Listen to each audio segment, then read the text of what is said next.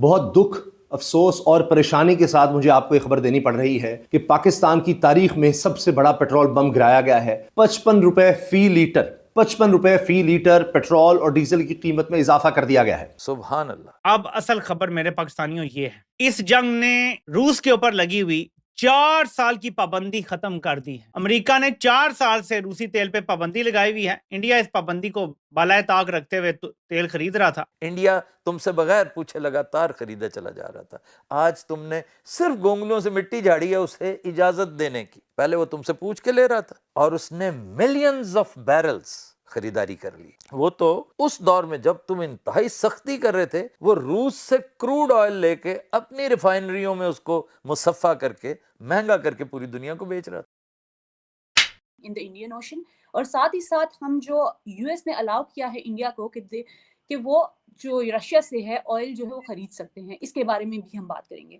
सबसे पहले तो मैं डॉक्टर कमर चीमा से पूछना चाहूंगी कि सर काइंडली आप इस सारी सिचुएशन को कैसे देखते हैं कि एक तरफ जो इंडिया का इतना डिलेड जो रिस्पांस था ईरानियन वॉरशिप के ऊपर, बल्कि अक्टूबर में जब ये ड्रिल्स हुई तो कहा गया, जो प्राइम मिनिस्टर मोदी हैं उन्होंने कहा कि Indian navy is the guardian in of the Indian ocean.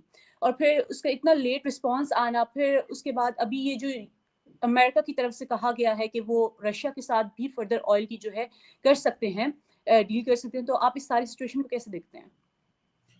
Thank you. देखिए अनीसा, बड़ी इंपॉर्टेंट डेवलपमेंट है कि जो यूएस ने एक इरानियन वॉरशिप को, जो कि श्रीलंका के अंदर थी, श्रीलंका के बेसिकली वो एक्सक्लूसिव इकोनॉमिक जोन में थी। Exclusive economic zone is basically a zone जो आपके सी शोर से 200 नॉटिकल माइल्स तक इन द सी होता है, ठीक है। यानी कि आपका सी शोर से लेके जो 200 नॉटिकल माइल्स होता है, that is basically the exclusive economic zone, जहां पे कोई भी मुल्क जो है किसी किस्म की इकोनॉमिक एक्टिविटी, फिशिंग की, अगर ऑयल निकल आए, कुछ भी निकल आए तो वो कर सकता है।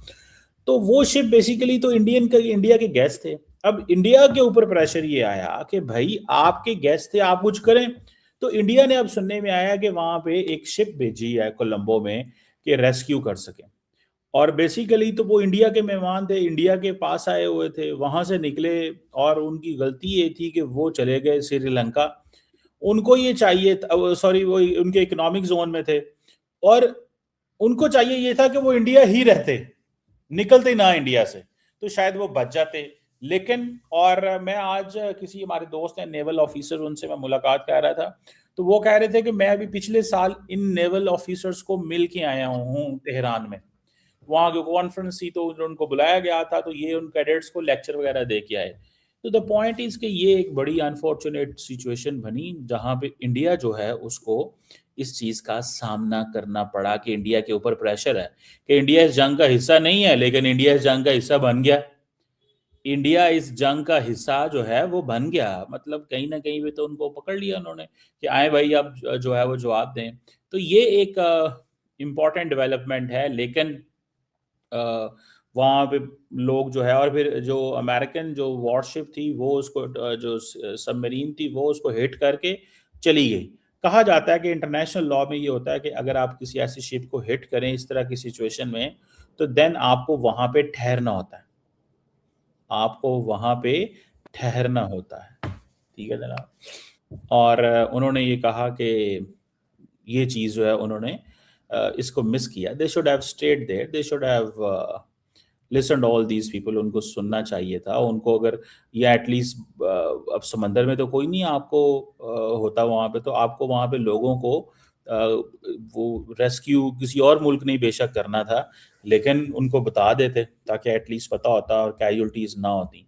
लेकिन जारी बात है उन्होंने इस चीज़ को didn't take care of this और वो चले गए। बहरहाल एक तो ये चीज़ है, लेकिन जो सबसे इंटरेस्टिंग सवाल है आज का, वो सवाल ये है कि आज सुबह अमेरिकन ने अलाउ किया इंडिया को कि वो रशिया से तेल मजीद खरीद सकते हैं, और ये उनको जो 30 डे वेवर दिया गया है, क्योंकि जो स्ट्रेट ऑफ हार्मस जहाँ पे दुनिया का 20% तेल निकलता है तो गुजरता है, और तकरीबन 80% तेल कहा जाता है एशिया में यहाँ से जाता है।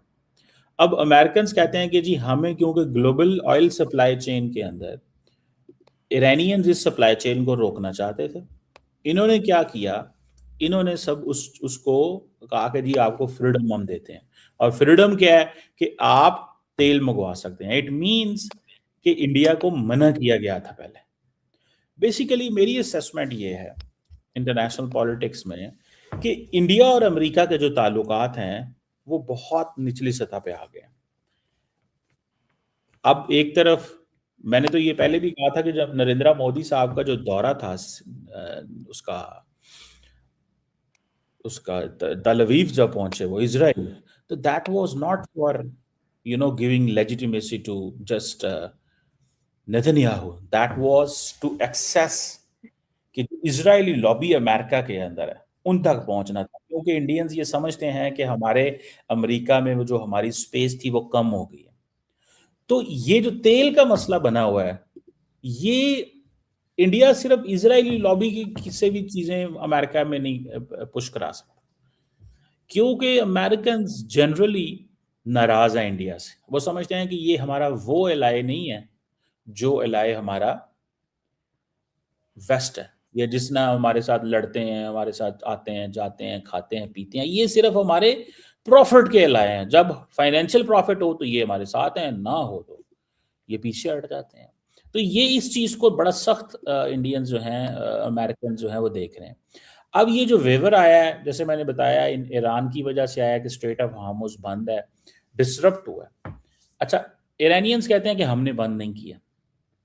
अभी ईरान के डेप्टी फॉरेन मिनिस्टर मैंने देखा इंडिया के अंदर ही आए थे रेजीना डायलॉग के अंदर।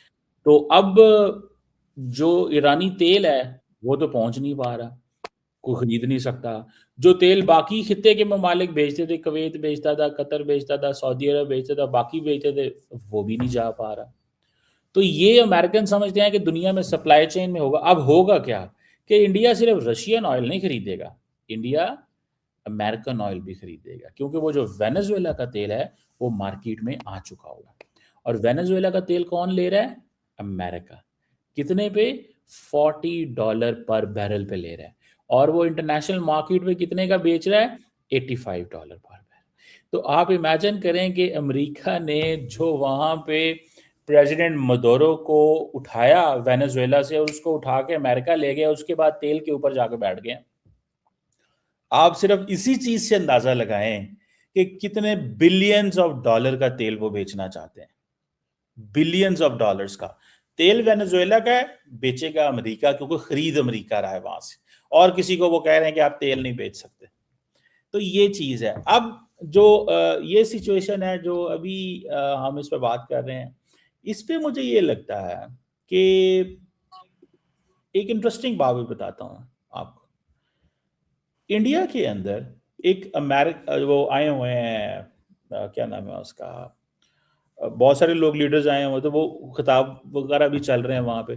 तो ये सिचुएशन वहां पे है इंडिया के अंदर कि अब किस तरफ जाना है। एक छोटा सा डायलॉग चल रहा है, फिनलैंड के प्रेसिडेंट भी आए हुए हैं, वो भी बहुत कुछ बातें कर रहे हैं, और इस तरह की चीजें हो रही हैं। तो मुझे जाती तौर पर ये लगता है कि यूएस इंडिया जो ट्रेड डील है जो 2026 में हुई, फरवरी 2026 में हुई, उसके बाद वो फिर, अब देखें अमेरिका का कितना कंट्रोल है, अमेरिका का कितना कंट्रोल। अब इंडिया के पास 45 डेज का स्टॉक पाइल है, ठीक है जी, और उसकी डिमांड तो बहुत ज्यादा है। India is a country of 1.4 billion people, उनको तो तेल चाहिए ही चाहिए, उनको तो रिसोर्सेज चाहिए भाई, उनको तो तेल चाहिए। उन्होंने अपनी इंडस्ट्री चलानी है, उनके लोग हैं, उन्होंने मोटरसाइकिलें चलानी है, फैक्ट्रियां चलानी है, बिजनेस चलाने हैं, गाड़ियां चलानी है, सब कुछ चलाना है। तो ये कैसे होगा? ये सब कुछ कैसे होगा भैया? तो मुझे ये लगता है कि ये एक बहुत बड़ा फैक्टर है, और कहीं ना कहीं पे ये एक प्रॉब्लम जो है वो अब रहना है कि तेल दुनिया में सप्लाई लाइन जानी कोई नहीं। जब सप्लाई लाइन जानी कोई नहीं, अमेरिका कहेगा तुम खरीद सकते हो, तुम नहीं खरीद सकते। और इस पर मैंने पहले भी कहा था, कल एक शो में मैंने कहा था कि बेसिकली तो जो अमेरिकन स्ट्राइक ऑन ईरान है, दैट इज ऑन चाइना।